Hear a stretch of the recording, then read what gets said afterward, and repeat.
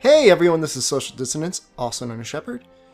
Today is part 22 of the Let's Play. Could be wrong, it could be 23, but in any case, let's get started. I spent quite a long amount of time grinding out new weapons, as I will be using every weapon type that I can get my hands on to take on each boss in turn. The only slight exception might be if I've already done a tutorial before with one and it's available somewhere, I may skip that. But who knows? We'll see how it goes as time goes on. So other than grinding out the Kuropeko, I've also obtained a large amount of resources in order to upgrade a number of things on my farm, and also for Cha-Cha. So I'm going to go ahead and do that first. Alright, so this first one here, a field trip, he's talking about upgrading your farm just a little bit. This is actually where you'll grow herbs and berries and stuff. The way you do that is you wait until the Moga forecast has herbivore breeding in the south, and then if you just wait around in the southern areas, like near the waterfall, you'll occasionally see gigantic aponoths walk by. If you kill them and then you go to hunt report, you will eventually get a supersized dung as a reward for killing them. And also killing normal aponoths will reward dung, or if you just go to the top of the mountain, there'll be a dung pile there for you to gather. So in any case, let's just complete that quest. Alright, next in line. Let's see. Alright, for a honey box, you need cactus flowers. Earth crystals you should have plenty of from mining. But cactus flowers are in the sandy plains. If you go to area 9, I believe it's 9. It's either 9 or 10. It's the very top left area, the one that you don't go to all that often. There'll be a patch of cactuses. You can't miss it. It's huge. If you keep gathering there, you'll occasionally grab something called a cactus flower. You can actually grow these on your farm, but aside from creating a somewhat decent item that cures you of poison, it's not really worth making. You can only really use them here to upgrade your honey box. So aside from that, let's go ahead. Done and done. And then finally, there is a new mask that Cha-Cha wants you to make. If you just keep killing Kuropekos, you should have no problem getting Kuropeko feathers. Warm pelts are from killing Kelbies, and velvety hide is from killing the little Giggies that you find in caves occasionally. So, let's just finish that. And let's talk to Cha-Cha about putting on that new mask. Should actually make these quests go by a little bit faster whenever I do them the first time, because he will tell us exactly where the monsters are. So we're going to change from the acorn mask to the fluffy mask.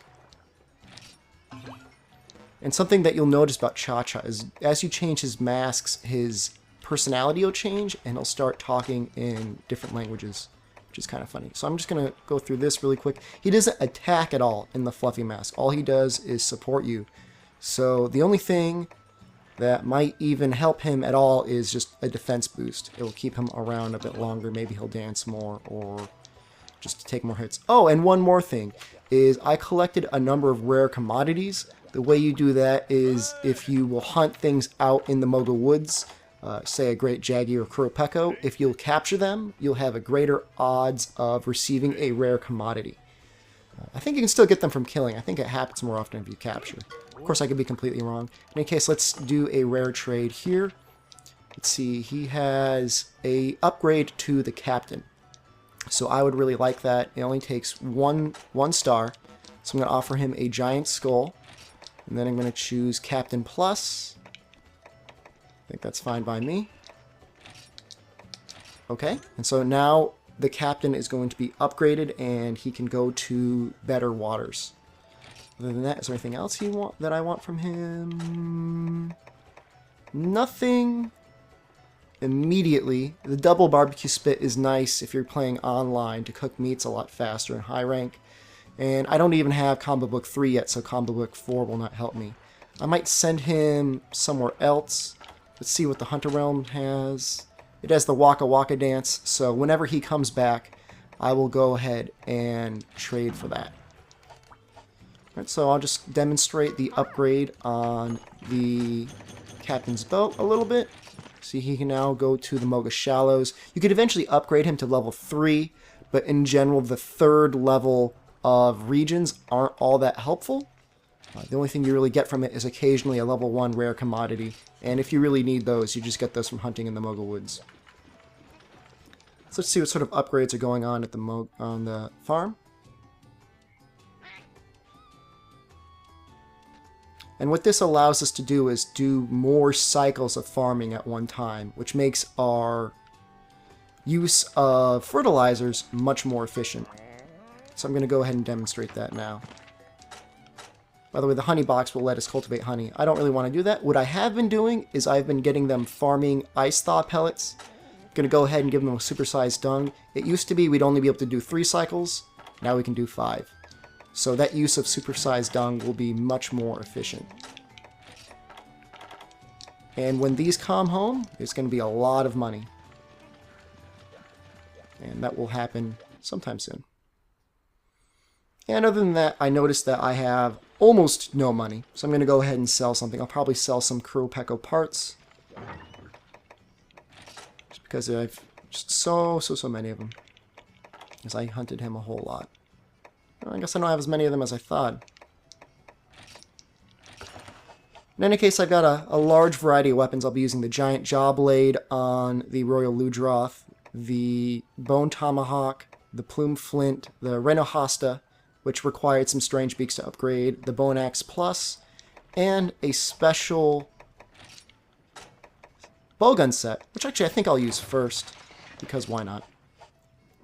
And what I did here is I put on a Kuropeko barrel and a Kuropeko stock. The Kuropeko frame is almost exactly equivalent to the heavy bowgun frame, and I didn't want to spend all the time farming up the money and parts for it, because if it's about the same, it's really no difference. And my plan here is to, again, continue to use status shots, get off some sleep. I'll probably use Wyvern Fire when he's paralyzed, and aside from that, I will focus on using flaming shots. So without further ado, let's go ahead and... Let's see, do I have everything I need? Yeah. I might buy, like, some herbs. And I will eat, and then we'll go ahead and we will fight the Royal Ludroth. Let's see, sharpshooter. Oh, pyro. Ooh, I really want pyro. I don't want to screw anything up, though. So the reason why pyro is so good, it's a food skill. Again, you get it from eating here and choosing fresh ingredients. It will upgrade my large barrel bombs into large barrel bomb pluses, which means they will do significantly more damage. That's great. Okay, and for those of you that are paying attention to the story, there have been issues with Royal Ludroth harassing the fishing fleet. By killing him, we should be able to send out one more boat at a time. Paintballs, trank bombs, shock trap, just in case I'm going to capture him. And that's pretty much it. I could put on some perception jewels, but I'm not going to really worry about that.